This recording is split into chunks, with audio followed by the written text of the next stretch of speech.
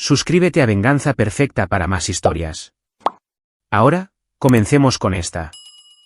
Capítulo 1. La fundación del sargento. El sargento de primera clase Alexander Ellis había construido su vida sobre dos pilares inquebrantables, el deber y la familia. A sus 38 años, sus manos curtidas contaban historias de 15 años en los Rangers del ejército, desde las montañas de Afganistán hasta las calles de Irak. Pero esas mismas manos que podían desarmar un rifle M4 en la oscuridad, ahora trenzaban con delicadeza el cabello de su hija de 16 años, Ashley, antes de ir a la escuela. «Papá, ¿vas a hacer que llegue tarde otra vez?», rió Ashley, retorciéndose en la silla de la cocina de su modesta casa suburbana en Fort Bragg, Carolina del Norte. Su madre, Teresa Ellis, observaba desde el umbral con una taza de café en la mano, su uniforme de enfermera ya planchado y listo para su turno en el hospital de la base. 5 minutos más no harán daño, respondió Alexander, su voz con esa ligera ronquera producto de años gritando órdenes sobre el estruendo de los disparos. Además, ¿de qué sirve estar en casa si no puedo consentir un poco a mis chicas? Teresa sonrió, recordando al hombre destrozado que había regresado de su tercer despliegue 2 años atrás. Alexander había visto cosas que lo cambiaron, había perdido hombres bajo su mando, había presenciado atrocidades que atormentaban sus sueños. Pero la terapia, el tiempo y el amor de su familia habían reconstruido lentamente al hombre del que se había enamorado a los 19 años. Ashley era su hija milagro, nacida después de años de intentos y múltiples abortos espontáneos. Era la debilidad y la fortaleza de Alexander en una sola persona. Una estudiante brillante que planeaba estudiar relaciones internacionales en Yorktown, con los ojos azul acero de su padre y el corazón compasivo de su madre. «Tu rotación de despliegue no comienza hasta dentro de un mes», dijo Teresa, uniéndose a ellos en la mesa del desayuno. «Quizás por fin podamos hacer ese viaje de acampada a las montañas Blurry». Alexander asintió, pero su teléfono vibró con un mensaje encriptado.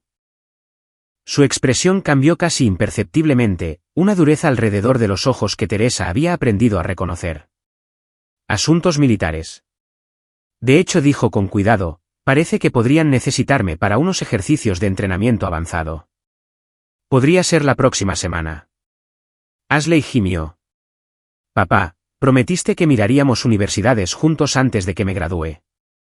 «Y lo haremos, cariño. Te lo prometo». Alexander besó la coronilla de su cabeza, inhalando el familiar aroma de su champú de fresa. Si hubiera sabido que sería el último momento normal que compartirían en meses, la habría abrazado por más tiempo. El mensaje en su teléfono era del coronel Harvey Hansen, su oficial al mando durante los últimos 5 años. Contenía solo unas coordenadas y una hora, 1400 horas. Eso significaba una reunión informativa clasificada.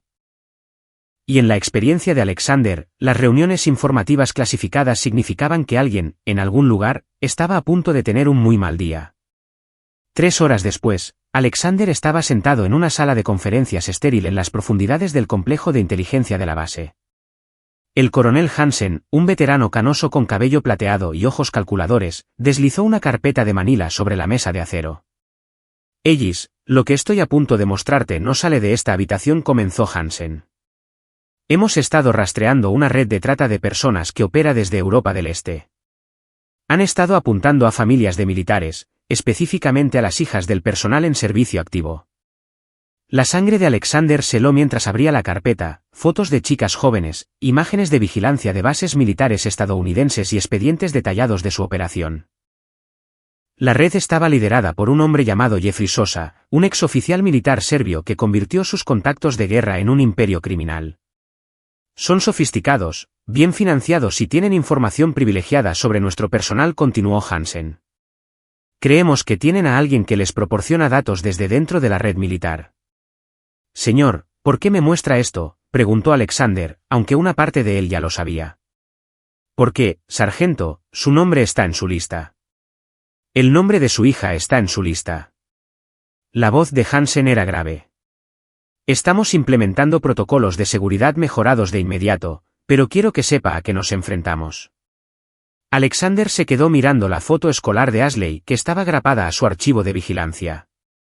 Ella reía en la foto, capturada a mitad de frase durante el almuerzo con sus amigas. Alguien había dibujado un círculo rojo alrededor de su cara. «¿Cuánto tiempo llevan vigilándonos?». La voz de Alexander era mortalmente tranquila. Basándonos en las marcas de tiempo, al menos 3 meses. Conocen tu rutina, el horario de trabajo de Teresa, las actividades extraescolares de Ashley. Hansen se inclinó hacia adelante. Vamos a atrapar a estos bastardos, Ellis. Pero hasta entonces, tu familia está bajo protección. Mientras Alexander conducía a casa esa tarde, su mente ya estaba cambiando a modo táctico. Había pasado años cazando insurgentes que amenazaban vidas estadounidenses. Ahora, alguien amenazaba las vidas estadounidenses más importantes de su mundo. La temporada de caza estaba a punto de comenzar, y Alexander Ellis era muy bueno cazando. Se detuvo en la entrada de su casa y vio a Ashley a través de la ventana del salón, haciendo los deberes en la mesa del comedor. Teresa estaba en la cocina preparando la cena como cualquier otro martes por la noche. No tenía ni idea de que su mundo estaba a punto de hacerse añicos. Alexander se quedó en su camioneta un momento más, estudiando su casa con nuevos ojos. Cada ventana, cada ruta de aproximación, cada vulnerabilidad. Mañana, comenzaría a convertir su casa en una fortaleza. Esta noche, abrazaría a su familia y fingiría que todo era normal. Pero en lo profundo de su pecho, donde 15 años de combate habían forjado sus instintos en acero, Alexander Ellis sabía que la guerra estaba llegando a casa. Capítulo 2. El vídeo 3 días después, Alexander estaba realizando ejercicios de entrenamiento nocturno con su unidad cuando su teléfono satelital encriptado vibró. La marca de tiempo indicaba las 2347 horas, casi medianoche. Solo 3 personas tenían este número, su esposa, su oficial al mando y su contacto en la Agencia de Inteligencia de Defensa.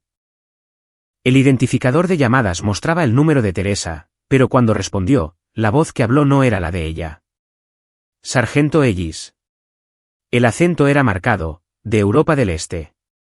Tengo algo que le pertenece. El mundo de Alexander se detuvo a su alrededor. Sus Rangers continuaban su asalto simulado a una estructura de hormigón, sus gafas de visión nocturna proyectando fantasmas verdes en la oscuridad. Pero todo lo que Alexander podía oír era su corazón martilleando contra sus costillas. Si le has hecho daño a mi familia. Comenzó, pero la voz lo interrumpió. No hará nada, soldado. Escuchará. Una pausa, luego un sonido de movimiento. Su hija está a salvo, por ahora. La línea quedó en silencio durante 30 segundos. Luego la voz de Ashley, aterrorizada y llorando. Papi, papi, tengo miedo. También tienen a mamá. Y la línea volvió a la voz extranjera. 48 horas, sargento. $500.000 o ambas mueren. Recibirá instrucciones en 1 hora. El teléfono se cortó. Alexander se quedó congelado en la oscuridad de Carolina del Norte, su equipo táctico de repente se sentía como un peso de plomo. Su entrenamiento se activó, evaluar, adaptarse, superar. Pero esto no era un campo de batalla. Esto era personal. Su teléfono vibró con un mensaje de texto que contenía un archivo de vídeo. Las manos de Alexander temblaron al abrirlo, y lo que vio casi lo puso de rodillas. Ashley estaba sentada y atada a una silla de metal en lo que parecía un almacén abandonado. Su ropa de la escuela estaba rota, su cara surcada por las lágrimas. Detrás de ella había 7 hombres con máscaras tácticas negras, con rifles de asalto visibles en sus manos. Uno de ellos sostenía a Teresa, con una pistola presionada contra su sien. El uniforme de enfermera de su esposa estaba ensangrentado y tenía un corte sobre el ojo izquierdo. El hombre del centro, alto, de hombros anchos, con fríos ojos grises visibles a través de su máscara, dio un paso adelante. Sargento americano dijo en un inglés con acento. Usted entrena a sus soldados para matar a mi gente. Ahora aprenderá lo que se siente al perder a su familia. Ashley miró directamente a la cámara. Papi, por favor, solo págales. No quiero morir. El vídeo terminó con la risa áspera de los 7 hombres enmascarados. La mente táctica de Alexander ya estaba procesando detalles. El almacén tenía ventanas altas con vidrio industrial, posiblemente una fábrica reconvertida. La acústica sugería un gran espacio con suelos de hormigón. Uno de los hombres tenía una cicatriz distintiva en la mano izquierda, visible cuando ajustó su rifle. Otro llevaba botas que parecían de tipo militar, de estilo de Europa del Este. Pero bajo el análisis táctico, la rabia crecía. No la furia caliente de una pelea de bar, sino la ira fría y calculadora de un asesino profesional al que acababan de darle un objetivo. El teniente Charles Userano, el segundo al mando de Alexander, se acercó corriendo. «Sargento, ¿todo bien?» «Parece que ha visto un fantasma». Charlie dijo Alexander en voz baja, su voz firme a pesar del huracán en su pecho, «Necesito hablar con el coronel Hansen ahora mismo». 20 minutos después, Alexander estaba sentado frente al coronel Hansen en el centro de operaciones de emergencia de la base. El vídeo se reproducía en la gran pantalla, proyectando sombras parpadeantes sobre los rostros de ambos hombres. Cuando terminó, Hansen se reclinó en su silla y guardó silencio por un largo momento. «Hijo de puta», dijo finalmente. «Jeffrey Sosa. Es él, el del centro. Reconocería esos ojos en cualquier parte. Llevamos 3 años intentando atrapar a este bastardo. Señor, Necesita retirarse, sargento». La voz de Hansen fue firme. «Nos encargaremos de esto por los canales adecuados. FBI, Fuerza de Tarea Internacional, presión diplomática». 48 horas, interrumpió Alexander. «Señor, con el debido respeto, los canales adecuados no salvarán a mi esposa y a mi hija en 48 horas». Hansen estudió el rostro de Alexander. Conocía a Ellis desde hacía 5 años, lo había visto liderar a hombres en situaciones imposibles. Nunca había visto al hombre pedir nada, nunca lo había visto mostrar debilidad. Pero ahora, mirando a este padre cuyo mundo se desmoronaba, Hansen tomó una decisión que atormentaría su conciencia durante años. Ellis dijo lentamente, «Tiene una semana de ejercicios de entrenamiento clasificados programados. Escenarios de contraterrorismo en territorio nacional, tácticas de inserción de un solo operador». Los ojos de Hansen nunca se apartaron de los de Alexander. «Haz que parezca un accidente». Alexander asintió una vez, su rostro de piedra. «Entendido, señor». «Yo nunca dije esas palabras, sargento. Y si alguien pregunta, ha estado en entrenamiento durante la última semana». Silencio total de comunicaciones. «Sí, señor». Alexander se levantó para irse, pero Hansen lo detuvo. «Ellis, tráelas a casa». Alexander salió del centro de operaciones y se adentró en la fresca noche de Carolina del Norte. Tenía 46 horas para encontrar a Jeffrey Sosa y a otros 6 asesinos entrenados, rescatar a su familia y asegurarse de que ninguno de esos bastardos volviera a amenazar a otra familia de militares. Sacó su teléfono y empezó a hacer llamadas. La primera fue a Wendell Whitney, un exoperador de la Fuerza Delta que ahora trabajaba en seguridad privada. La segunda fue a Edwin Odd, un analista de la CIA que le debía un favor a Alexander desde Bagdad. La tercera fue a un hombre en Virginia Beach que oficialmente no existía, pero que podía conseguirle a Alexander cualquier arma o pieza de equipo que necesitara en 12 horas. Para cuando saliera el sol, Alexander Ellis tendría sus direcciones, sus hábitos, sus debilidades y sus ubicaciones. Jeffrey Sosa y su equipo habían cometido un error fatal. Se habían llevado algo que pertenecía a un ranger del ejército de los Estados Unidos, y los rangers nunca dejan a nadie atrás. Capítulo 3. Comienza la caza. El contacto de Alexander en Virginia Beach era un fantasma llamado Albert Kerry, un hombre que murió oficialmente en Kandahar hacía 8 años, pero que continuaba sirviendo a los intereses estadounidenses desde las sombras. Se encontraron a las 0500 horas en un restaurante abierto 24 horas junto a la Interestatal 64, con 2 tazas de café negro y un sobre de Manila entre ellos. Jeffrey Sosa, dijo Albert, deslizando fotografías sobre la mesa de fórmica. Fuerzas Especiales Serbias, sometido a consejo de guerra en 2008 por ejecutar civiles. Lleva traficando chicas por Europa del Este desde entonces, expandiéndose a objetivos estadounidenses en los últimos 2 años. Alexander estudió los informes de inteligencia con desapego clínico. La operación de Sosa era sofisticada, casas de seguridad en 3 países, comunicaciones encriptadas, una red de funcionarios corruptos que le proporcionaban protección. Pero toda red tenía puntos de presión. Su lugarteniente es Manuel Williamson, continuó Albert.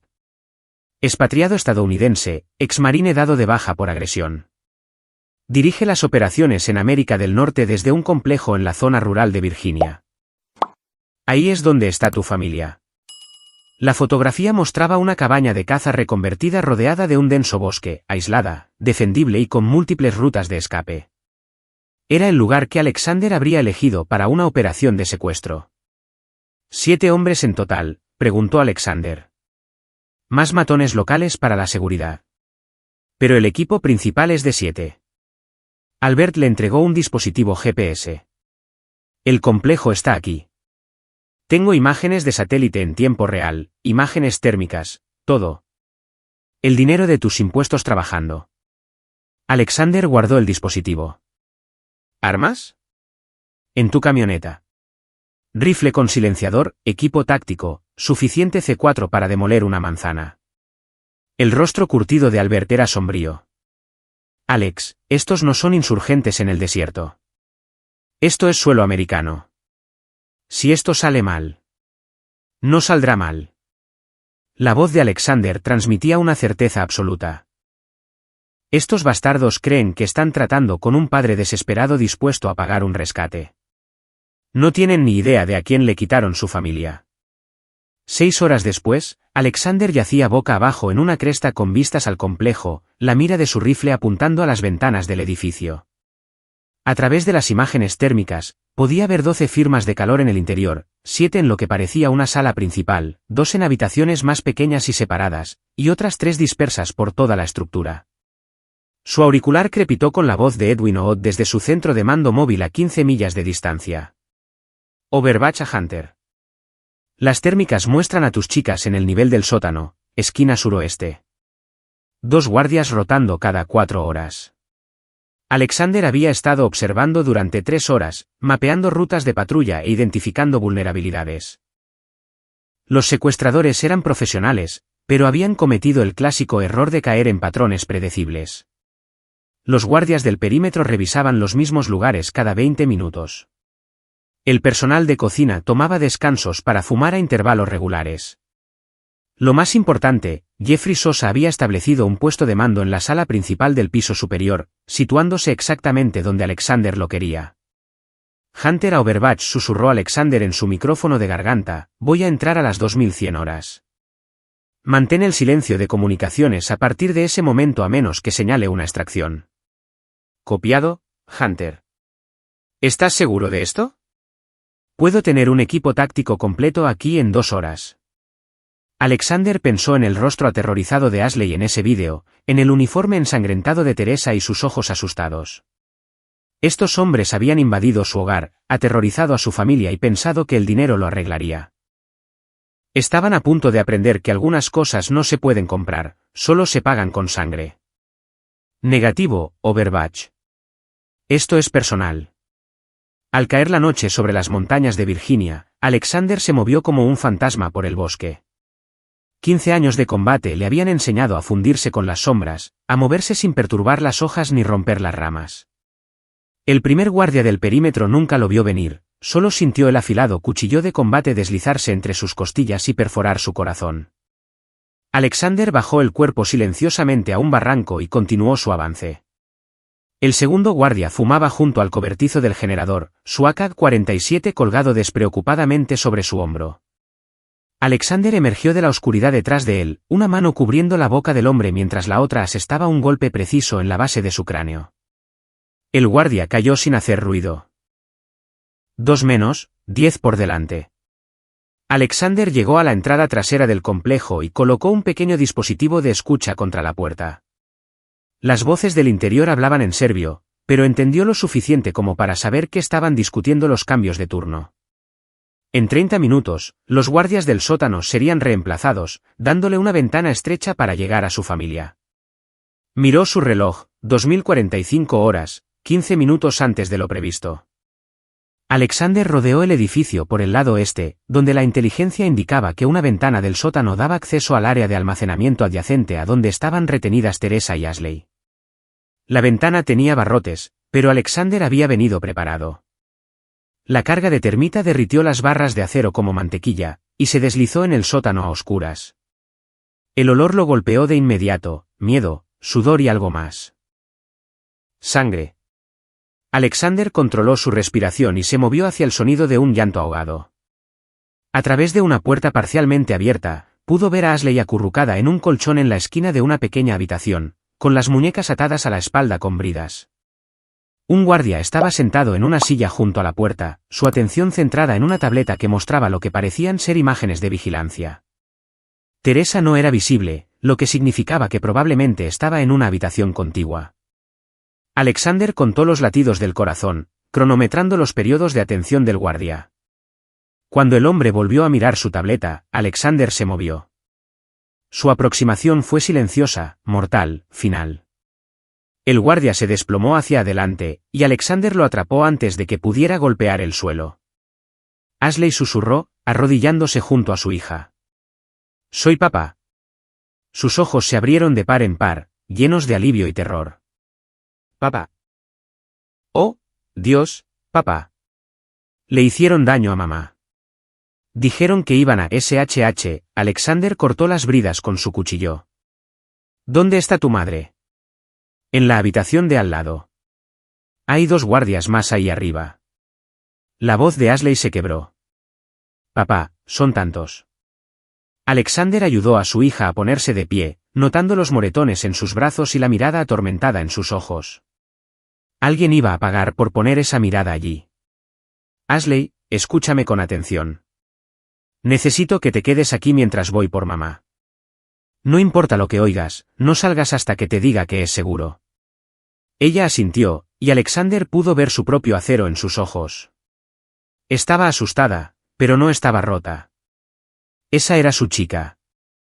Alexander se trasladó a la habitación contigua y encontró a Teresa inconsciente en otro colchón, su rostro gravemente magullado y su brazo izquierdo doblado en un ángulo antinatural.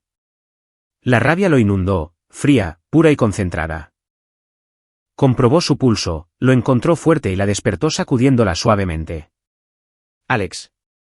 La voz de Teresa era apenas un susurro. «¡Ay! Las voy a sacar a las 2 de aquí». Cortó sus ataduras y la ayudó a sentarse. «¿Puedes caminar?» «Creo que sí». Teresa probó su peso sobre ambas piernas, haciendo una mueca. «Me rompieron el brazo, pero mis piernas están bien». A través del techo, Alexander podía oír movimiento y voces.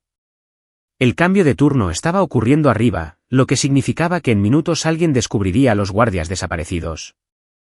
Hora de hacer ruido. Alexander le entregó a Teresa su arma de mano. Toma a Ashley y ve a la ventana del este. Hay un camino a través del bosque marcado con cinta reflectante. Síguelo exactamente 1 milla y encontrarás un jeep. Las llaves están en la visera. ¿Y tú? La formación médica de Teresa ya estaba evaluando el equipo táctico de su marido, la calma profesional en su voz.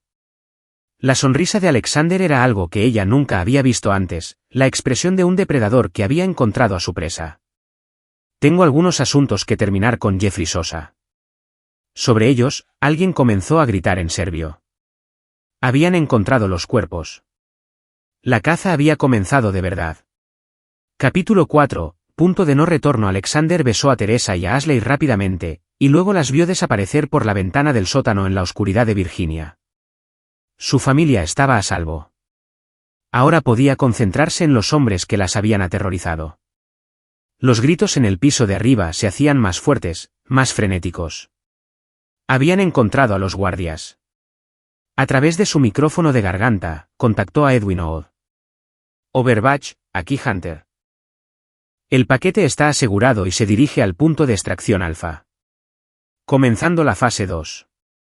Copiado, Hunter.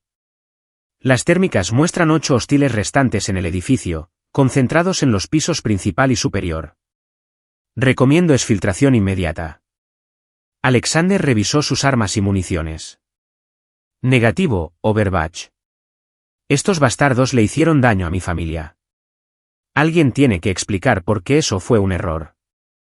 Se movió por los pasillos del sótano como un espectro, colocando pequeñas cargas de C4 en puntos estructurales. El edificio era viejo, madera maciza y piedra, pero toda estructura tenía puntos débiles si sabías dónde buscar.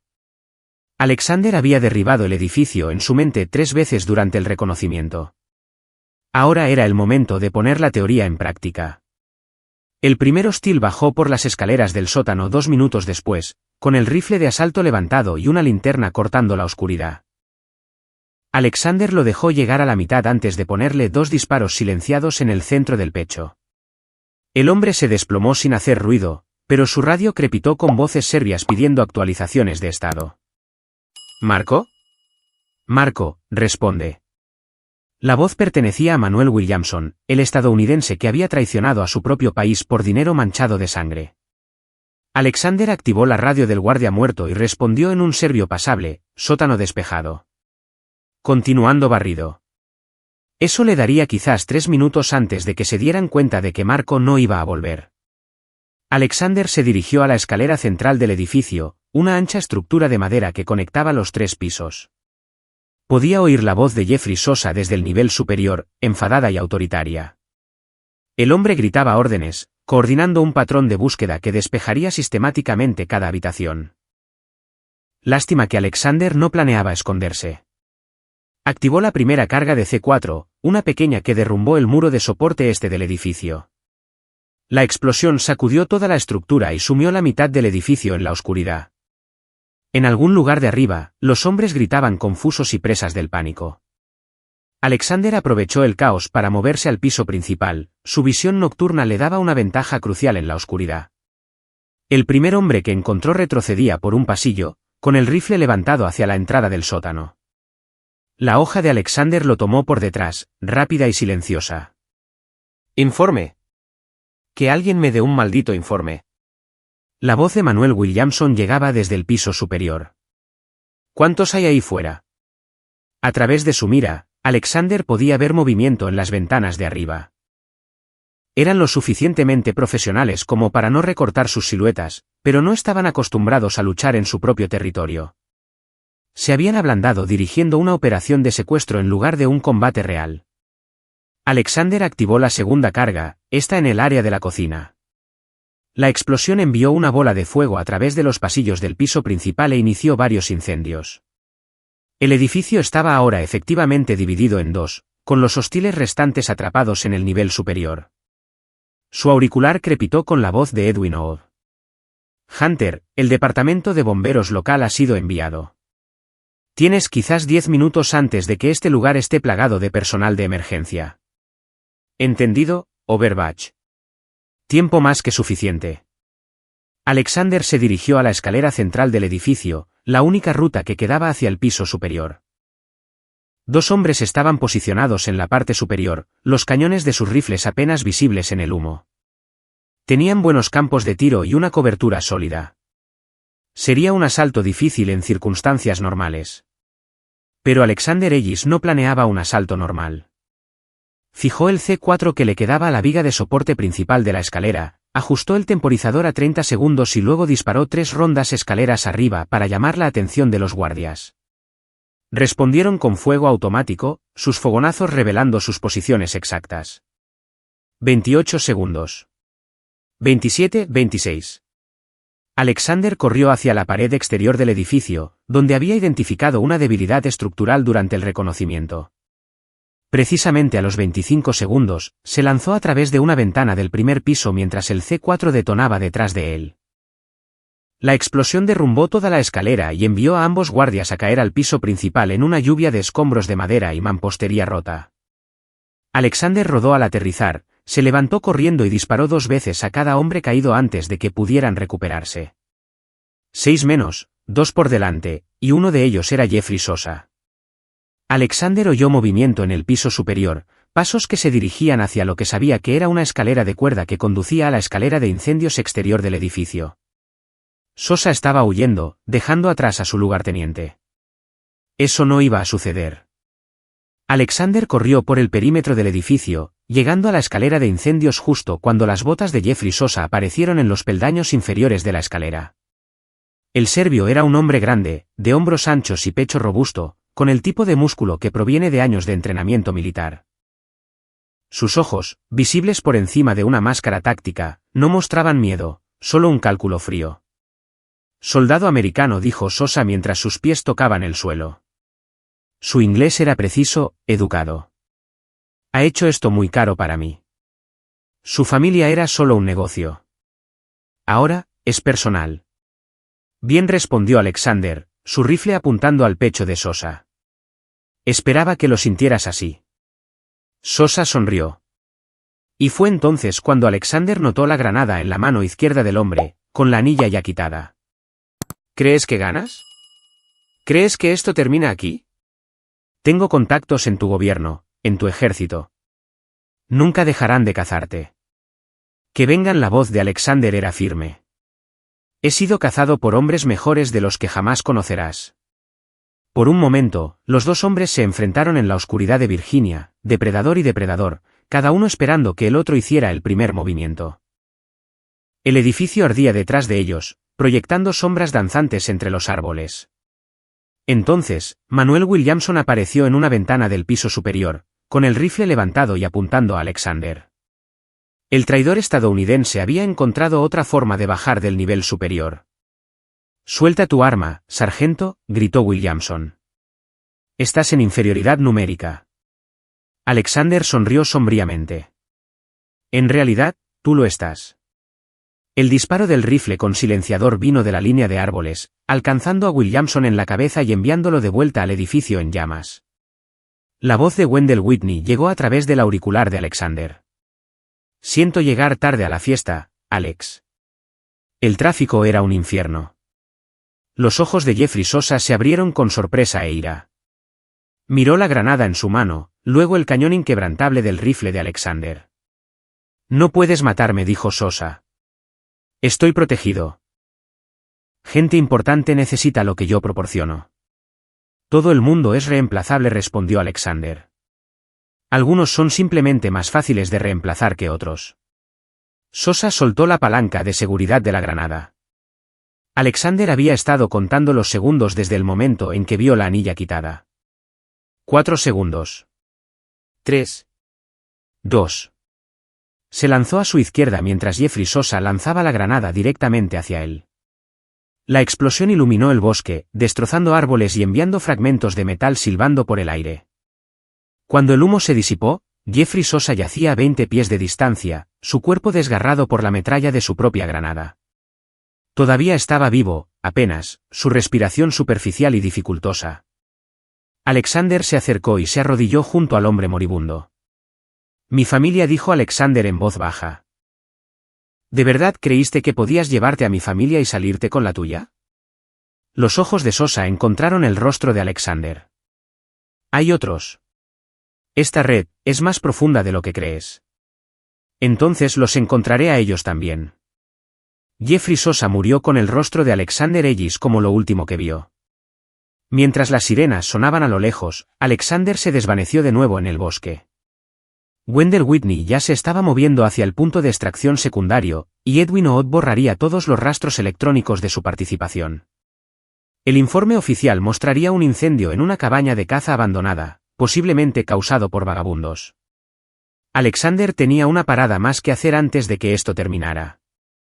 Capítulo 5. Aguas más profundas. 2 días después, Alexander estaba sentado en un sedán alquilado frente al edificio J. Edgar Hoover en Washington, D.C., observando a los agentes federales entrar y salir de la sede del FBI. Su familia estaba a salvo en una casa de seguridad clasificada, Ashley recibiendo terapia mientras Teresa se recuperaba de sus heridas físicas. Pero las últimas palabras de Jeffrey Sosa lo atormentaban: «Esta red es más profunda de lo que crees». Edwin Ott se deslizó en el asiento del pasajero, llevando una gruesa carpeta de manila y con la expresión de un hombre que había descubierto algo que desearía no haber encontrado. «Alex, tenemos que hablar», dijo Edwin sin preámbulos. «La inteligencia de la operación de Sosa es problemática». Alexander aceptó la carpeta, notando sus marcas de clasificación. «Define problemática». 3 nombres en la lista de clientes de la red de tráfico son congresistas en funciones de los Estados Unidos. Uno es un juez federal. Otro es un funcionario del Pentágono con acceso a los registros de familias de militares. La voz de Edwin estaba tensa por una ira controlada. Esto no era solo una red de secuestros, Alex. Era una operación de chantaje dirigida a personas que podían proporcionar protección e información. Alexander estudió las fotografías y los documentos. La lista de clientes se leía como un quién es quién de los poderosos de Washington, hombres que habían construido sus carreras sobre los valores familiares mientras compraban secretamente niños para sus apetitos retorcidos. ¿Hasta dónde llega esto?, preguntó Alexander. Más profundo de lo que pensábamos. Jeffrey Sosa era un mando intermedio. El verdadero poder es un hombre llamado congresista Ernest Gleason, presidente del Comité de Servicios Armados de la Cámara de Representantes. Edwin señaló una fotografía de vigilancia. Ha estado usando su posición para identificar a familias de militares con hijas vulnerables, y luego pasando esa información a las redes de tráfico a cambio de servicios especiales. La mandíbula de Alexander se tensó. Ernest Gleason era un hombre que había visto en televisión, hablando apasionadamente sobre el apoyo a las tropas de Estados Unidos y sus familias. La hipocresía era asombrosa. ¿Dónde está ahora? Ese es el problema. Gleason sabe que su red está comprometida. Está cobrando favores, usando su inmunidad congresional para evitar interrogatorios. Se dice que planea desaparecer, probablemente a un país sin extradición donde pueda vivir cómodamente con sus cuentas en el extranjero. Alexander cerró la carpeta. ¿Cuándo? Mañana por la noche. Jet privado desde el Reagan National a las Islas Caimán, y luego a algún lugar donde no podamos tocarlo. Edwin vaciló. Alex, esto no es como el complejo. Gleason tiene protección legítima del servicio secreto, seguridad del Congreso, alguaciles federales. Está rodeado de gente que no sabe lo que realmente es. Entonces tendré que ser creativo. Esa noche, Alexander se sentó en su habitación de hotel estudiando los planos del edificio del Capitolio y del Aeropuerto Nacional Ronald Reagan de Washington. A su lado yacían documentos que Edwin había adquirido por canales no oficiales, el horario de Gleason, los protocolos de seguridad, los arreglos de viaje. El congresista tenía programado dar un discurso a las familias de militares en el Capitol Hilton a las 7 de la tarde, y luego proceder directamente al aeropuerto para su vuelo. El teléfono de Alexander vibró con un mensaje encriptado de Wendell Whitney, paquete entregado en la ubicación Bravo. Listo cuando tú lo estés. El paquete era una pieza de equipo especializado que no existía oficialmente, un dispositivo que podía acceder y controlar remotamente cualquier sistema informático en un radio de 50 pies. Esta noche, le daría a Alexander la capacidad de volver el propio aparato de seguridad de Ernest Gleason en su contra. A las 6:45 de la tarde, Alexander entró en el Capitol Hilton por la entrada de servicio, vestido con el uniforme de un trabajador de mantenimiento del hotel. La placa de identificación falsa que Edwin le había proporcionado le dio acceso a los niveles inferiores del edificio, donde podía acceder a la red informática principal. A través de su auricular, podía oír la voz de Ernest Gleason resonando desde el salón de baile de arriba. Damas y caballeros, las familias de los militares son la columna vertebral de nuestra gran nación. Les debemos nuestra protección, nuestro apoyo, nuestro compromiso inquebrantable con su seguridad. Alexander quiso vomitar. En cambio, conectó el dispositivo de Whitney al servidor principal del hotel y comenzó el proceso de infiltración en la red de seguridad de Gleason. Nuestros valientes hombres y mujeres en servicio arriesgan sus vidas en el extranjero para que sus familias puedan dormir seguras en sus camas en casa, continuó Gleason, su voz llena de una sinceridad ensayada. Confían en nosotros para proteger sus tesoros más preciados, sus esposas, sus hijas, sus hijos.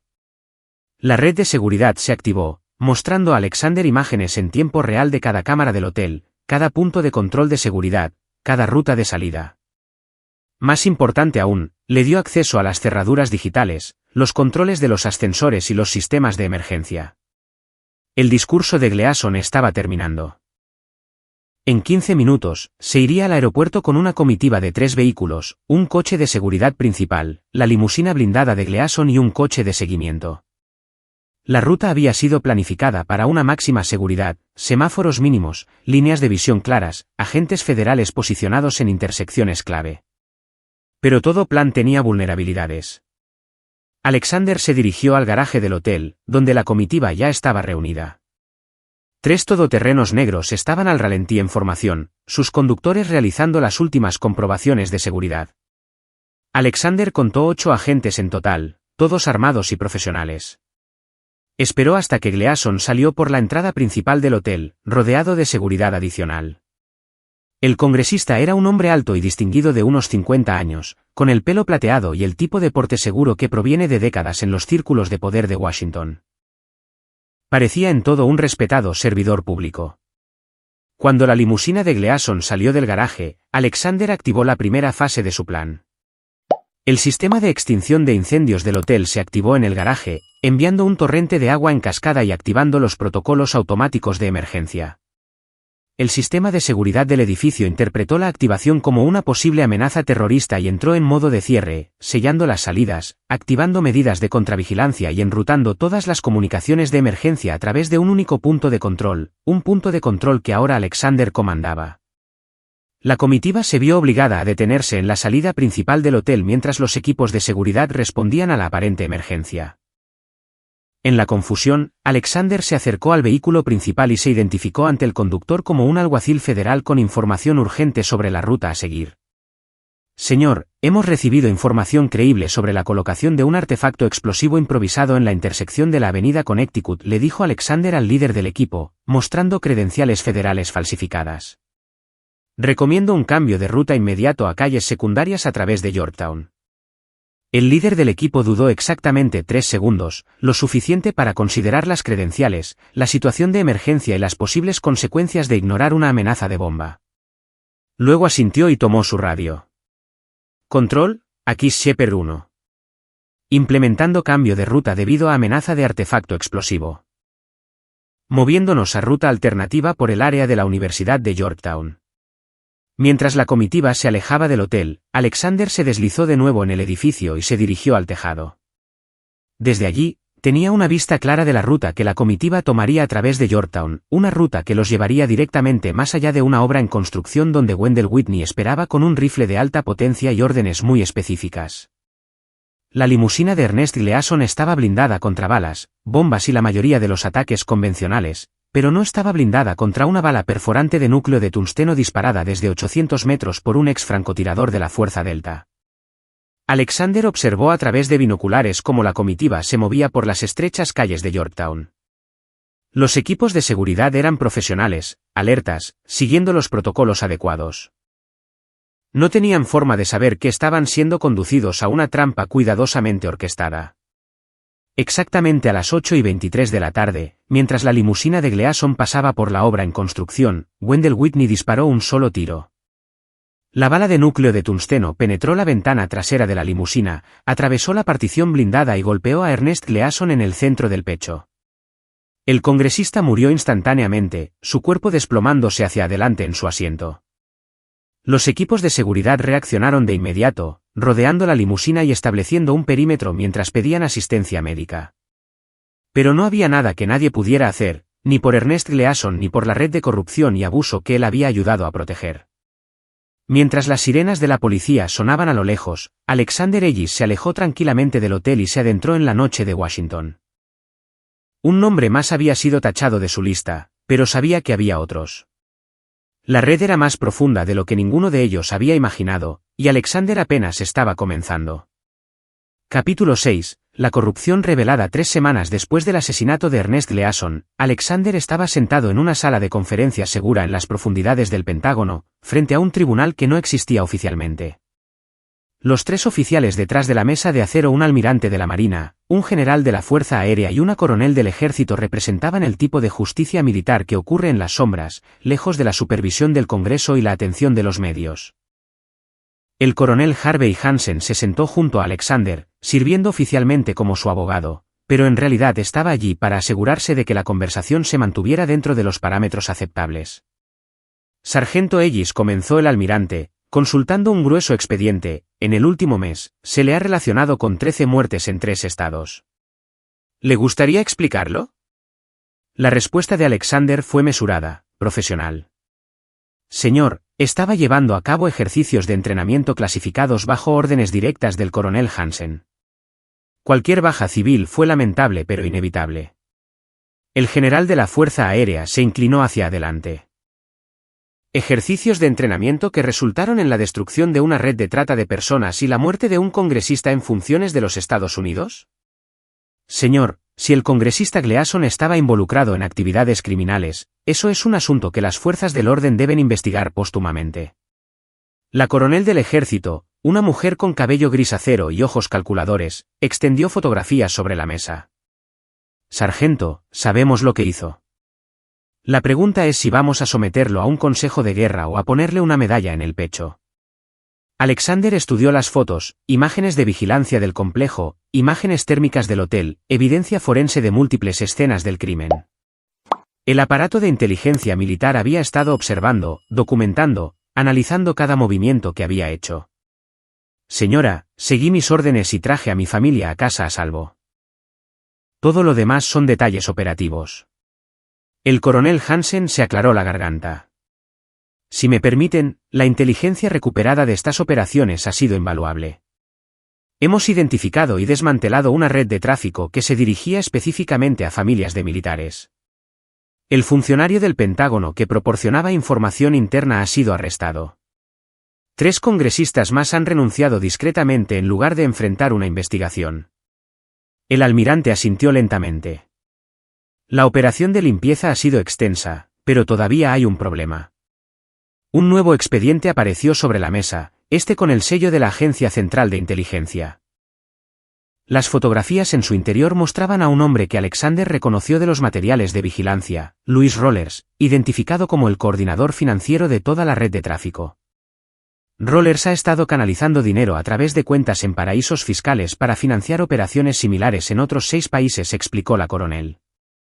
Actualmente se encuentra bajo custodia federal, pero sus abogados alegan inmunidad diplomática a través de algún tecnicismo que involucra a corporaciones fantasma en países sin extradición. Alexander estudió la fotografía del hombre. Louis Rollers tenía unos 40 años, de aspecto blando, con la tez pálida de alguien que pasaba su tiempo detrás de un escritorio en lugar de en el campo, el tipo de burócrata que permite el mal mientras mantiene sus propias manos técnicamente limpias. ¿Cuál es su historia?, preguntó Alexander. Ex analista del Departamento del Tesoro reclutado por la red de tráfico hace 5 años cuando las deudas de juego lo hicieron vulnerable. Ha estado lavando su dinero y proporcionando inteligencia financiera sobre posibles objetivos.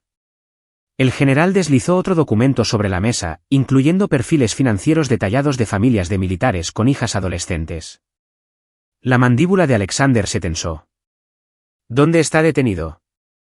Centro de Detención Federal en Alexandria. Pero aquí está el problema.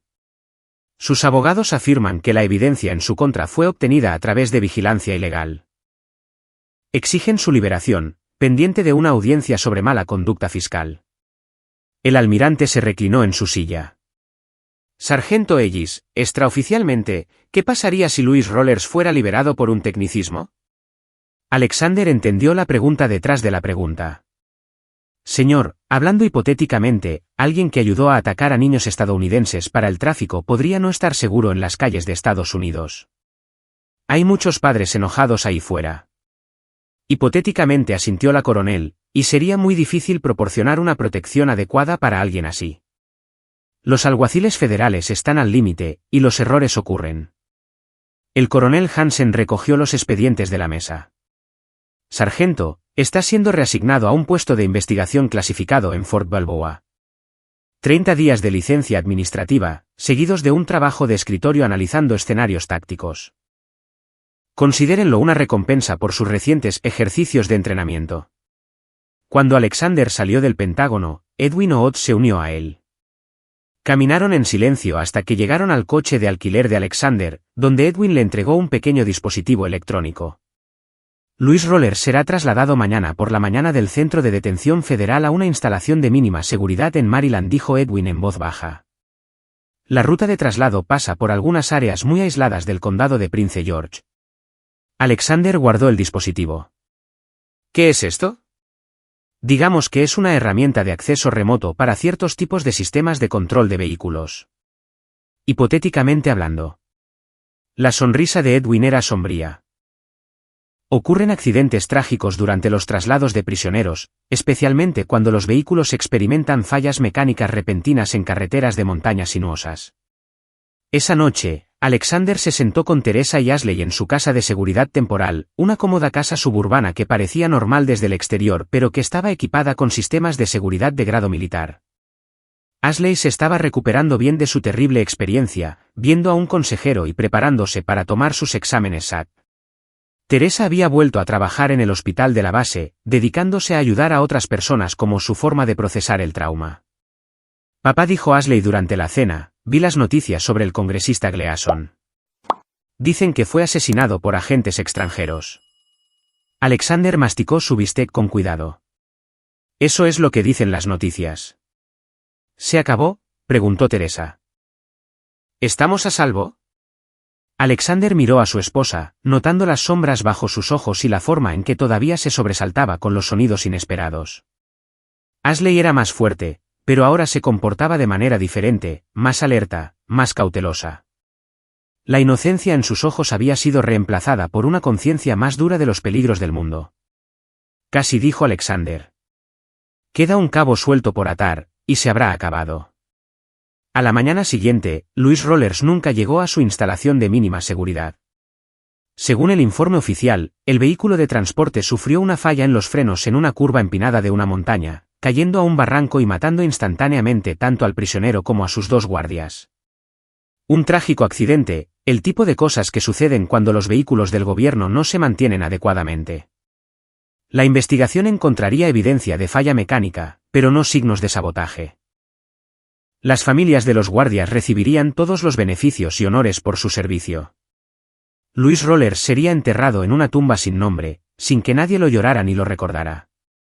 Pero en una instalación segura de la CIA, los técnicos analizarían los datos recuperados del lugar del accidente y notarían discretamente que se había accedido remotamente a los sistemas informáticos del vehículo aproximadamente 30 segundos antes del accidente. Esa información se archivaría en una base de datos clasificada y nunca más se mencionaría. 3 días después, Alexander Ellis se presentó oficialmente a su nueva asignación en Fort Balboa.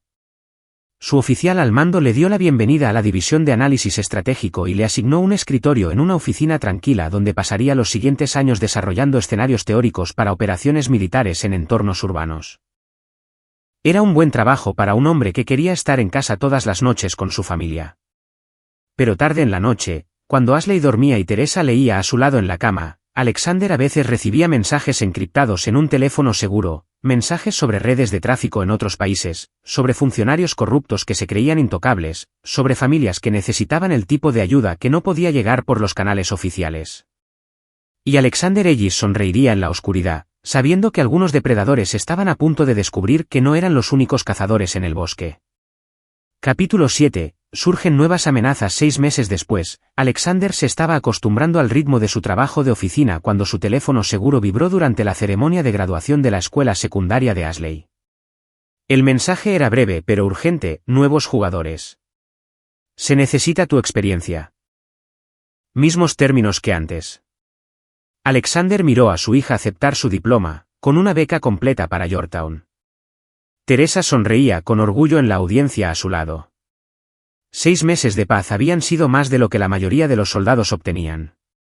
Pero en algún lugar, otra familia estaba en peligro por personas que se creían intocables. La reunión estaba programada para la noche siguiente en una casa de seguridad en Bethesda. Edwin Ood parecía mayor, más cansado, pero sus ojos mantenían la misma inteligencia aguda que lo había convertido en el activo más valioso de Alexander. Tenemos un problema, comenzó Edwin sin preámbulos. La red que desmantelaste tenía conexiones internacionales. Cuando Sosa y Gleason murieron, se creó un vacío de poder que algo peor aprovechó para llenar. Edwin extendió fotografías sobre la mesa, imágenes de vigilancia de hombres con trajes caros reunidos en hoteles de lujo y clubes privados.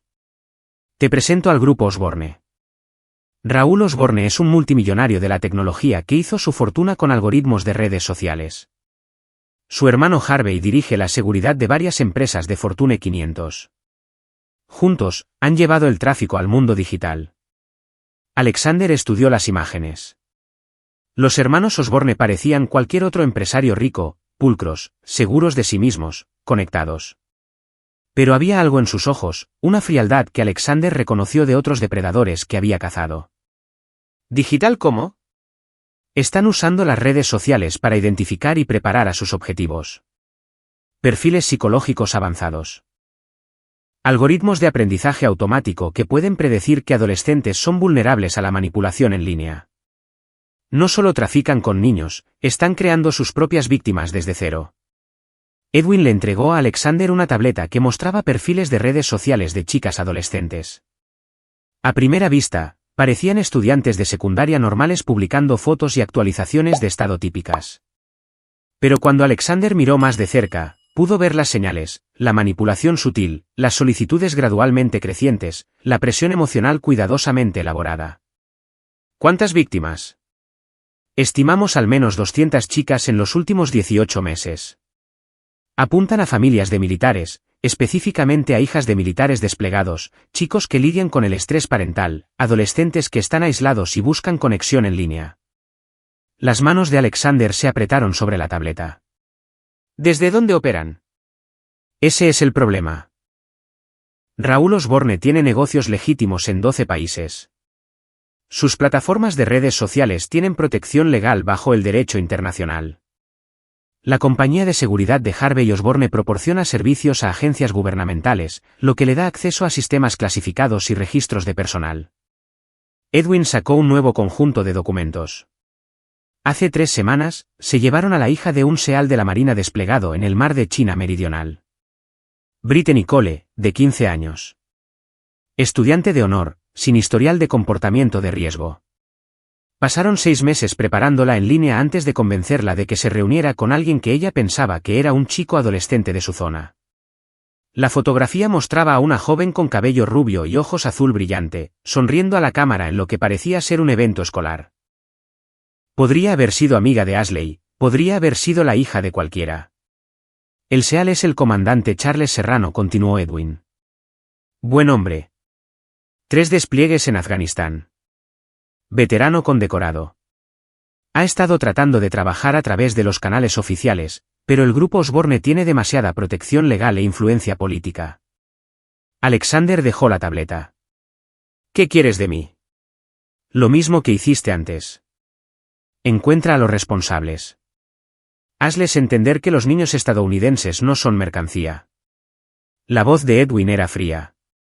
Pero esta vez, es más complicado. Los hermanos Osborne no se esconden en algún complejo en el bosque. Son figuras públicas con equipos de seguridad, protecciones legales, conexiones gubernamentales. Todo el mundo tiene vulnerabilidades. Eso esperaba que dijeras. Edwin le entregó a Alexander una nueva carpeta. Raúl Osborne dará un discurso principal en la Cumbre de Innovación Tecnológica la próxima semana en San Francisco. El futuro de la construcción de comunidades digitales. La ironía es repugnante. Alexander abrió la carpeta y comenzó a estudiar los planos arquitectónicos, los protocolos de seguridad y las listas de invitados. La cumbre se celebraba en el Moscone Center, con más de 3.000 asistentes de la industria tecnológica, una tapadera perfecta para un hombre que quería pasar desapercibido entre la multitud. ¿Qué hay del comandante Serrano? Se le ha concedido un permiso de emergencia para ocuparse de su situación familiar. Oficialmente, está buscando terapia y pasando tiempo con su esposa mientras afrontan la desaparición de su hija. Extraoficialmente. Edwin sonrió sombríamente. Es un SEAL de la Marina que quiere matar a la gente que se llevó a su hija. Alexander entendió. Un padre SEAL de la Marina y un padre Ranger del Ejército, unidos por la rabia y el propósito. Sería como tener una segunda versión de sí mismo en el campo. Organiza una reunión con Serrano. Quiero mirarlo a los ojos antes de seguir adelante. 2 días después, Alexander se reunió con el comandante Charles Serrano en un restaurante tranquilo en Virginia Beach. Serrano era un hombre compacto e intenso de unos 40 años, con el tipo de energía controlada que proviene de años de entrenamiento en operaciones especiales. Pero cuando hablaba de su hija, su voz se quebraba por la emoción. La tuvieron durante 3 semanas antes de que supiéramos que había desaparecido, dijo Serrano. Se suponía que Britney se quedaría en casa de una amiga mientras yo estaba desplegado. La amiga pensó que extrañaba su casa. Su madre pensó que estaba en la escuela. Para cuando nos dimos cuenta de que se había ido, la pista se había enfriado. Alexander estudió al hombre al otro lado de la mesa. Las manos de Serrano estaban firmes, su voz controlada, pero había algo desesperado. ¿Cómo lo conectaste con el grupo Osborne? La investigación del FBI rastreó las comunicaciones en línea hasta servidores registrados a nombre de una de las empresas fantasma de Raúl Osborne, pero la evidencia es inadmisible debido a algún tecnicismo legal sobre las leyes internacionales de privacidad de datos. La mandíbula de Serrano se tensó. Mi hija está siendo violada y torturada por animales, y estos bastardos se esconden detrás de abogados y legislación. Alexander asintió lentamente. Era la misma historia, el mal protegido por la burocracia, los niños sufriendo mientras los depredadores se aprovechaban del sistema. Comandante, lo que estoy a punto de pedirle que haga no será legal. No estará oficialmente sancionado. Si nos atrapan, nos enfrentaremos a un consejo de guerra y a un proceso federal. Los ojos de Serrano se endurecieron. Si eso trae a mi hija a casa y pone a estos monstruos bajo tierra, no me importan las consecuencias. Bien, dijo Alexander. Porque vamos a la guerra. Esa noche, Alexander yacía en la cama escuchando la respiración constante de Teresa y pensando en la elección que tenía por delante. 6 meses de vida normal habían sido un regalo, pero se estaba acabando. Otro niño necesitaba ser salvado. Otra familia necesitaba justicia. Y el sistema les había fallado, al igual que había fallado a su propia familia. Pensó en Ashley, a salvo en su dormitorio de Yorktown, estudiando relaciones internacionales y preparándose para una carrera en diplomacia. Todavía tenía pesadillas a veces, todavía miraba por encima del hombro cuando caminaba sola, pero era fuerte. Estaba sanando. No todos los niños tenían esa suerte. El teléfono seguro de Alexander vibró con un mensaje de Edwin Odd. Wendell Whitney ha vuelto de una asignación en el extranjero. Disponible para consulta. Tarifas habituales. Alexander respondió, reúne al equipo. Tenemos trabajo que hacer.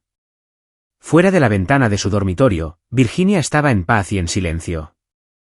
Pero en algún lugar de California, los hermanos Osborne dormían cómodamente en sus mansiones, protegidos por el dinero y los abogados, y la suposición de que su riqueza los hacía intocables. Estaban a punto de aprender cuán equivocados estaban. Capítulo 8. La guerra digital. La cumbre de innovación tecnológica en San Francisco era un carnaval de excesos de Silicon Valley, multimillonarios de la tecnología con ropa informal de diseño, capitalistas de riesgo haciendo contactos mientras tomaban café orgánico, y un desfile interminable de startups que prometían revolucionar todo, desde la entrega de comida hasta la conciencia humana. Alexander Ellis, vestido como consultor de seguridad y con credenciales falsas que lo identificaban como Marcus Webb de Tactical Solutions Incorporated, se movía entre la multitud como un fantasma. El Moscone Center era una pesadilla de seguridad, múltiples entradas, paredes de cristal que ofrecían barreras mínimas y más de 3.000 asistentes, lo que hacía que el control de multitudes fuera casi imposible. Pero también era la tapadera perfecta para lo que Alexander había planeado. A través de su auricular, la voz de Edwin Odd proporcionaba actualizaciones constantes. Raúl Osborne está en la sala verde, programado para subir al escenario en 20 minutos. Harvey Osborne está coordinando la seguridad desde el centro de mando en el nivel 3. Equipo de protección de 6 hombres, más policía local y contratistas privados. Alexander se posicionó cerca del auditorio principal, donde Raúl Osborne daría su discurso principal sobre construyendo comunidades digitales para el mundo conectado del mañana.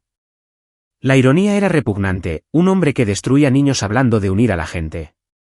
El comandante Charles Serrano estaba posicionado fuera del edificio, monitoreando las rutas de escape y coordinando con Wendell Whitney, quien había ocupado un nido de francotirador en un edificio al otro lado de la calle. Si el plan de Alexander fallaba, tenían contingencias. Pero Alexander no planeaba fallar. Su teléfono vibró con un mensaje, paquete entregado en la ubicación Charlie. Esa era la señal de que el virus se había cargado con éxito en los servidores de redes sociales del grupo Osborne. Mientras Raúl Osborne hablaba de innovación digital, sus propios algoritmos se estaban volviendo en su contra. Alexander se dirigió a un pasillo de servicio que daba acceso a la red informática principal del edificio. El dispositivo que Edwin le había proporcionado era más pequeño que una memoria USB, pero contenía suficiente malware para paralizar toda la infraestructura digital de la conferencia. Damas y caballeros, la voz de Raúl Osborne resonó desde el auditorio principal. Nos encontramos en el umbral de una nueva era en la conexión humana. Nunca antes habíamos tenido herramientas tan poderosas para unir a las personas, para comprender sus necesidades y deseos más profundos. Alexander conectó el dispositivo a una caja de conexiones de red y comenzó la secuencia de carga. 30 segundos después, todas las pantallas del Moscone Center comenzaron a mostrar imágenes de los servidores privados del grupo Osborne, fotografías de niños secuestrados, registros financieros que mostraban pagos a traficantes, comunicaciones encriptadas discutiendo la adquisición y preparación de activos jóvenes. La reacción fue inmediata y devastadora. 3.000 líderes de la industria tecnológica se encontraron mirando la evidencia de la operación de tráfico de niños más sofisticada de la historia moderna. Raúl Osborne se quedó congelado en el escenario mientras sus propias pantallas promocionales mostraban fotos de Britney, Cole y docenas de otras chicas desaparecidas. Esto es lo que su orador principal llama construir comunidades. La voz de Alexander retumbó por el sistema de sonido, transmitida a través de la red de audio hackeada. Raúl Osborne y su hermano Harvey han estado usando algoritmos de redes sociales para identificar, preparar y traficar con niños estadounidenses. El caos estalló en el auditorio. Los equipos de seguridad corrieron hacia el escenario mientras los asistentes a la conferencia sacaban sus teléfonos para grabar la evidencia que se transmitía en todas las pantallas. Varios periodistas de tecnología ya estaban transmitiendo en vivo a las cadenas de noticias. Alexander se movió a través de la confusión hacia su objetivo principal, el centro de mando de Harvey Osborne en el tercer nivel. Los ascensores del edificio habían sido bloqueados como parte del protocolo de seguridad, pero Alexander había pasado 3 días estudiando la distribución del edificio. Escaleras de servicio, pasillos de mantenimiento y rutas de acceso de emergencia proporcionaban múltiples caminos hacia su objetivo. Llegó al centro de mando justo cuando Harvey Osborne coordinaba los procedimientos de evacuación para su hermano. Harvey era un hombre más grande que Raúl, con la constitución sólida de alguien que había trabajado en seguridad antes de pasar a la gestión. Su equipo de seguridad era profesional, disciplinado, respondiendo a la crisis con precisión militar. Pero no esperaban a un ex ranger del ejército con 15 años de experiencia en combate. Alexander entró por el acceso trasero del centro, moviéndose silenciosamente a través de los racks de equipos y las estaciones de servidores. El personal de seguridad estaba centrado en las amenazas externas, monitoreando el control de multitudes y posibles atacantes desde el exterior. Nunca lo vieron venir. El primer guardia cayó con una llave de estrangulamiento, inconsciente antes de que pudiera dar la alarma. El segundo murió por el cuchillo de combate de Alexander, la hoja deslizándose entre sus costillas y en su corazón. Para cuando Harvey Osborne se dio cuenta de que estaba bajo ataque, Alexander estaba de pie detrás de él con una pistola presionada contra su cráneo. Harvey Osborne dijo a Alexander en voz baja: «Estás arrestado por crímenes contra niños estadounidenses». «Estás loco», respondió Harvey, pero su voz temblaba de miedo. «No tienes autoridad aquí. Ni jurisdicción. Tengo la única autoridad que importa». Alexander presionó la pistola con más fuerza contra la cabeza de Harvey. «Soy un padre que está cansado de ver sufrir a los niños mientras los depredadores se esconden detrás de los abogados». A través de las ventanas del centro de mando, Alexander podía ver el caos en el auditorio de abajo. Raúl Osborne había sido derribado por su propio equipo de seguridad, que ahora intentaba evacuarlo por las salidas traseras del edificio. Pero Wendell Whitney esperaba exactamente ese escenario. «Tu hermano está a punto de descubrir que huir empeora las cosas», le dijo Alexander a Harvey. «Tienes una oportunidad para mejorar esto. Dime dónde está retenida la hija del comandante Serrano». Los ojos de Harvey mostraban cálculo, desesperación y miedo. «Incluso si te lo dijera, hay otros. Mátame a mí y a mi hermano y otro tomará el relevo. La red es más grande de lo que entiendes. Entonces los mataré a ellos también». La voz de Alexander transmitía una convicción absoluta. Uno por uno, hasta que cada depredador que cree que el dinero los hace intocables aprenda lo contrario. Un disparo resonó desde fuera del edificio. A través de su auricular, Alexander escuchó la voz tranquila de Wendell Whitney: «Objetivo 1 abatido. Raúl Osborne no dará más discursos». El rostro de Harvey Osborne se puso pálido. «Dios santo, ¿de verdad lo mataste? Tu hermano eligió huir en lugar de cooperar». Todavía tienes la opción de tomar mejores decisiones. Alexander sacó una tableta de su equipo táctico y la colocó frente a Harvey. Ubicación de los niños, registros financieros, nombres de otros miembros de la red, todo lo que sabes sobre la operación de tráfico. Harvey miró fijamente la tableta, luego la pistola contra su cabeza, luego el caos visible a través de las ventanas. Las sirenas de la policía sonaban a lo lejos, y el edificio estaba siendo evacuado por múltiples salidas. Si te doy esta información, ¿me dejarás vivir? La sonrisa de Alexander era tan fría como el acero en invierno. Harvey, no soy la policía. No soy el FBI.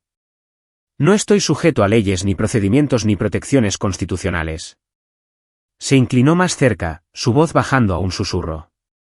Soy un soldado que ha decidido que los depredadores como tú son combatientes enemigos. No hay prisioneros de guerra en este conflicto.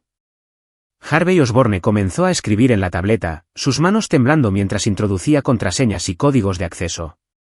Cuentas financieras en las Islas Caimán, ubicaciones de servidores en Europa del Este, casas de seguridad en 3 continentes, toda la red de tráfico digital expuesta en un intento desesperado por comprar unos minutos más de vida. Cuando Harvey terminó, Alexander estudió la información en la pantalla. Britney Cole estaba retenida en un complejo en México junto con docenas de otras chicas. La operación era masiva. Cientos de víctimas, millones de dólares en ganancias, corrupción que llegaba a los niveles más altos de las fuerzas del orden internacionales. Gracias por tu cooperación, dijo Alexander, y le metió 2 balas en el cerebro a Harvey Osborne.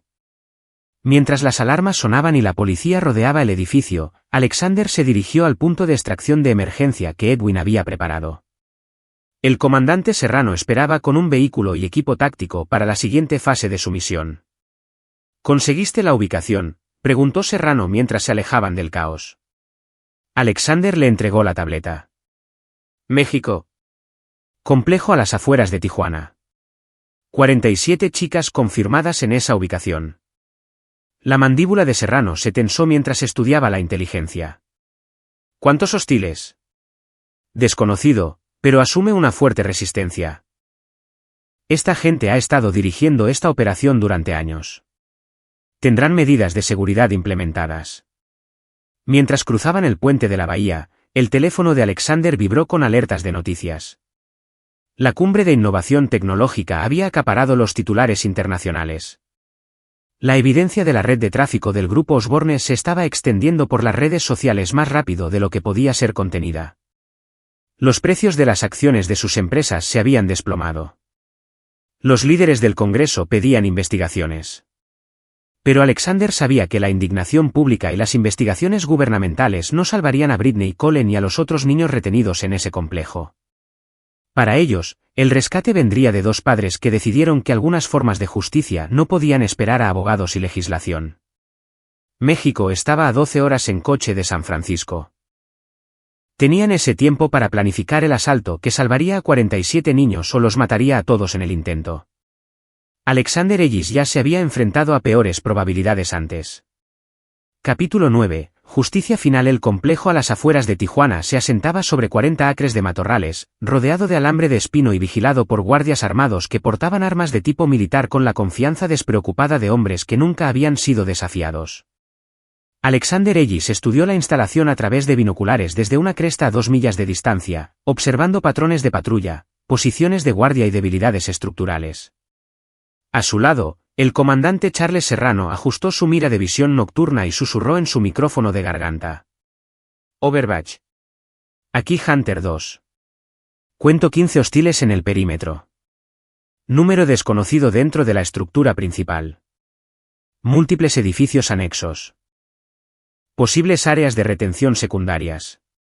La voz de Edwin Ood crepitó a través de sus auriculares desde su centro de mando móvil a 20 millas de distancia. Hunters. Las imágenes térmicas muestran 43 firmas de calor en el nivel del sótano del edificio principal, 4 más en ubicaciones dispersas por todo el complejo. Se estima una fuerza hostil total de 20 a 25 combatientes.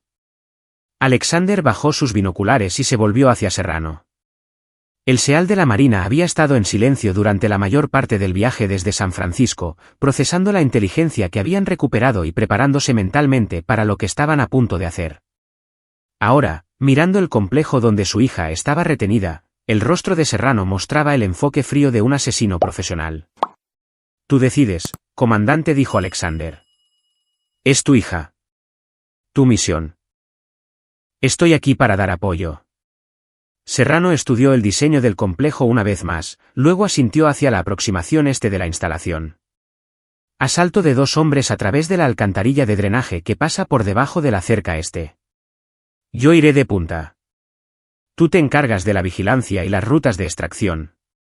Una vez dentro, nos separamos. Tú aseguras a los niños. Yo me encargo de la supresión hostil. Era un plan sólido, el tipo de acción directa que ambos hombres habían ejecutado innumerables veces en operaciones militares. Pero esto no era Irak o Afganistán. Era una guerra privada contra depredadores que habían cometido el error fatal de atacar a niños estadounidenses. Salieron a las 0200 horas, usando la oscuridad y su entrenamiento militar para acercarse al complejo sin ser detectados. La alcantarilla de drenaje estaba exactamente donde las imágenes de satélite habían indicado, una tubería de hormigón que transportaba el agua de lluvia estacional bajo la línea de la cerca este de la instalación. Alexander fue primero, arrastrándose por 300 pies de una estrecha tubería de hormigón, mientras Serrano le daba seguridad detrás de él. El túnel era estrecho, lleno de escombros y con olor a agua estancada, pero los llevó dentro del perímetro del complejo sin activar ninguna alarma. Salieron detrás de un edificio de mantenimiento a 50 yardas de la estructura principal donde estaban retenidos los niños. 2 guardias patrullaban el área entre su posición y el edificio objetivo, su atención centrada hacia el exterior en lugar de en una posible infiltración desde dentro del complejo. Serrano le hizo una señal a Alexander para que se encargara del guardia de la izquierda mientras él se ocupaba del de la derecha.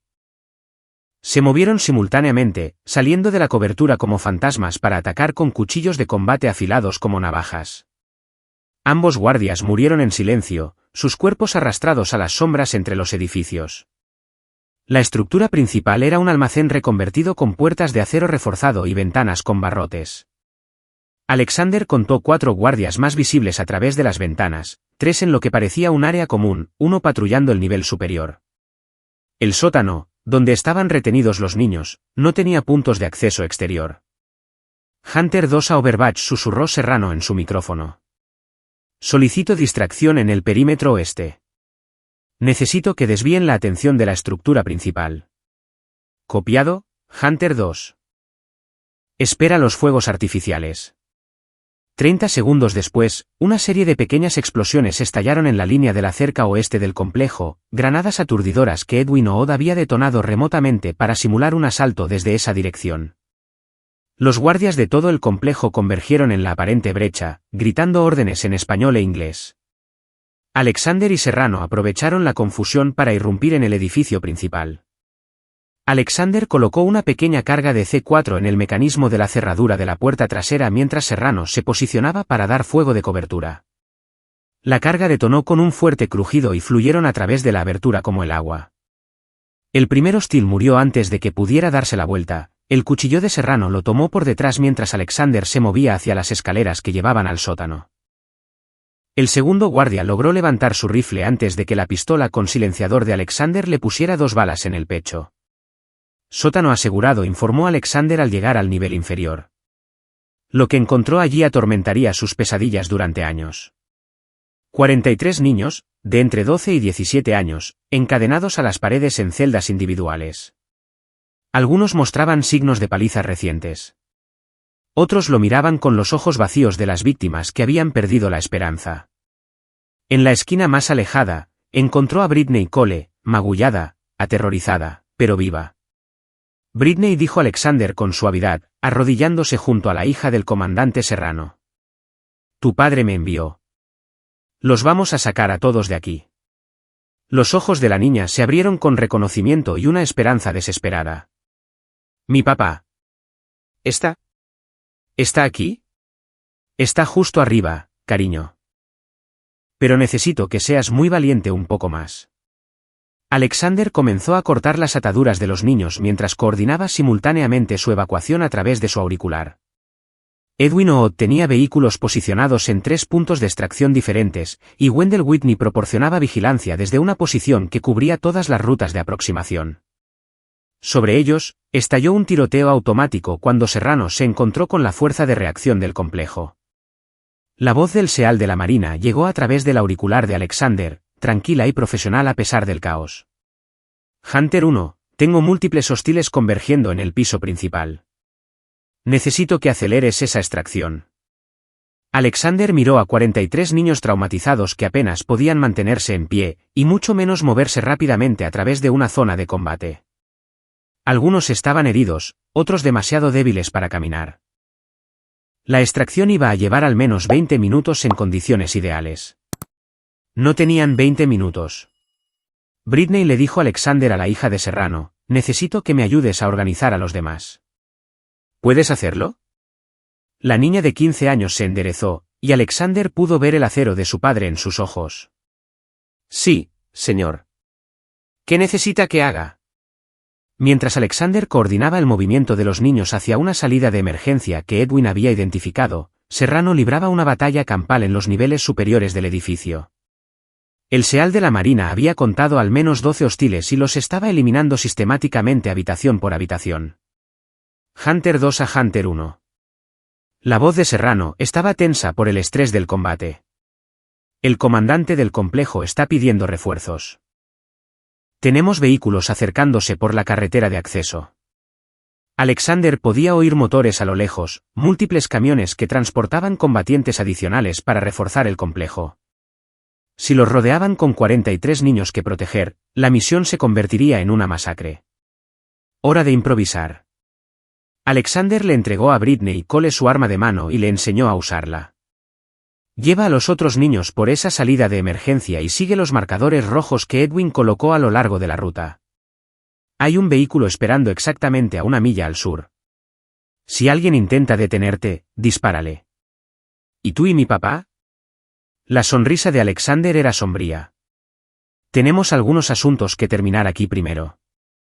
Mientras los niños evacuaban por la salida trasera del edificio, Alexander se dirigió al nivel superior donde Serrano contenía a los defensores restantes del complejo.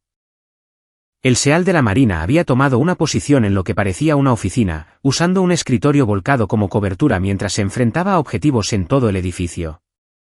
Los refuerzos están a 2 minutos, informó Alexander, tomando posición en una ventana que proporcionaba campos de tiro superpuestos. Tenemos que terminar esto rápido. Serrano asintió hacia una puerta de acero al final del pasillo. El comandante del complejo está atrincherado allí. Manuel Williamson. Americano, exmilitar, un completo psicópata. Ha estado coordinando la operación de tráfico desde esta ubicación. Alexander recordó el nombre de sus archivos de inteligencia. Manuel Williamson, el hombre que había ayudado a Jeffrey Sosa a atacar a familias de militares estadounidenses, que había sobrevivido al asalto al complejo de Virginia y había reconstruido la red bajo una nueva dirección. ¿Asunto personal?, preguntó Alexander. Muy personal, respondió Serrano. Avanzaron juntos por el pasillo, usando tácticas profesionales para despejar cada habitación sistemáticamente. Los guardias restantes lucharon con fiereza, pero fueron superados por 2 veteranos de operaciones especiales que habían pasado años perfeccionando el arte del combate en espacios cerrados. La oficina de Manuel Williamson era de acero y hormigón reforzado, una sala de pánico diseñada para resistir un asalto. Pero Alexander había traído suficiente C4 para demoler todo el edificio. La explosión convirtió la puerta de acero en metralla y llenó la habitación de humo y escombros. Cuando se disipó, Manuel Williamson yacía atrapado bajo una viga derrumbada, con las piernas aplastadas pero con los ojos aún desafiantes. Héroes americanos, se burló mientras Alexander y Serrano se acercaban. Vienen a salvar a los niños de los grandes y malos traficantes. No tienen ni idea de en qué se han metido. Alexander se arrodilló junto al hombre moribundo. Ilumínanos. Esta red abarca 6 continentes. Funcionarios del gobierno, oficiales militares, ejecutivos de empresas, todos ellos clientes, todos ellos comprometidos. Mátame a mí y otras 10 operaciones ocuparán mi lugar. Entonces los mataré a ellos también, respondió Alexander simplemente. Williamson se rió, tosiendo sangre. ¿Creen que son héroes? Solo son asesinos con una causa, y finalmente el sistema los cazará como a los criminales que son. El comandante Serrano dio un paso adelante, su pistola apuntando a la cabeza de Williamson. Tal vez, pero no estarás aquí para verlo. El disparo resonó en la habitación llena de humo, y la guerra de Manuel Williamson contra los niños terminó permanentemente. Mientras los motores de los camiones rugían fuera del complejo, Alexander y Serrano se dirigieron al punto de extracción donde 43 niños rescatados esperaban con Edwin Ood y Wendell Whitney. Entre ellos, Britney Cole corrió a los brazos de su padre, ambos llorando de alivio y trauma. Hunter 1 a todas las estaciones, dijo Alexander en su radio mientras se alejaban del complejo en llamas. Misión cumplida. Todos los paquetes asegurados. Pero mientras cruzaban de nuevo a los Estados Unidos, Alexander sabía que esta victoria era temporal. Williamson tenía razón. La red era vasta, internacional, protegida por la corrupción en los niveles más altos. Siempre habría más depredadores, más niños en riesgo, más familias destruidas por el mal que se escondía detrás del dinero y la influencia. 2 semanas después, Alexander estaba sentado en el patio trasero de su casa en Carolina del Norte, viendo a Ashley ayudar a Teresa a preparar la barbacoa familiar. Su hija había vuelto de Yorktown para las vacaciones de verano, fuerte y segura de sí misma, y recuperándose del trauma que los había vuelto a unir. Su teléfono seguro vibró con un mensaje de Edwin Ood, nueva inteligencia sobre red de tráfico en el sudeste asiático. Familias de militares en el punto de mira. Se solicita su experiencia. Alexander miró a su familia, luego al mensaje, y de nuevo a su familia. La elección era siempre la misma. Estar seguro y cómodo mientras los niños sufrían, o volver a la oscuridad para enfrentarse a monstruos que otros no podían o no querían combatir. Respondió, envíame los detalles. Algunas guerras nunca terminaban. Algunas batallas tenían que ser libradas una y otra vez por aquellos que tenían la habilidad y la voluntad de enfrentar el mal directamente. Alexander Ellis había encontrado su vocación, y mientras los depredadores amenazaran a niños inocentes, él respondería. La barbacoa podía esperar. La justicia nunca lo hacía. Aquí es donde nuestra historia llega a su fin. Comparte tus pensamientos en la sección de comentarios. Gracias por tu valioso tiempo. Si disfrutaste de esta historia, por favor, asegúrate de suscribirte a este canal. Eso me ayudaría mucho. Haz clic en el vídeo que ves en la pantalla y te veré.